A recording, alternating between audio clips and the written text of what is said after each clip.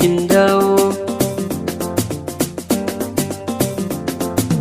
Na ga halin girma gare ka babu wulakantawa.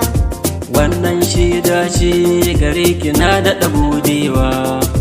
Na je na dawo rayuwa sai da kai zanyowa. Kin je kin dawo gare ni kin daɗa kyautawa. Rudin samari gare ni ya sa na yi guje ma.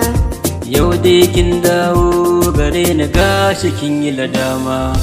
Soyayyen rana gare ka na ga dubin alfarma. Lallai na gano cikinsu mata kin daɗa girma. Ka zamto haske gare ni kai ke sani a hanya.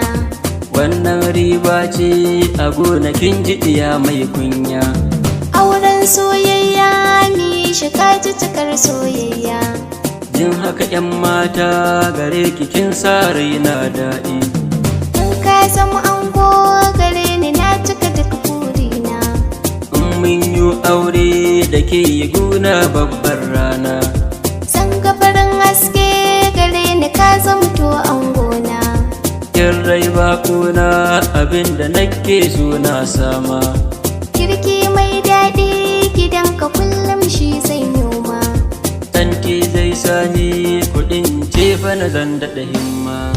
Mun haɗa kayanmu zamanmu mun kauce wani dama. Rai zai mun daɗi mu ta kira ki da umma. Riba ce gona abinda ka so shi zan yi ma. Lallai riba ce gare ni kin daɗa samun dama. Saka ka soyayya gare ni zan ririta ka. Daɗin zancen ki gare ni ya sa zan tattaka. In nayi ma laifi gare ni kar ka ce kai duka. Kauna ta sanya gare ki ba batun ai duka.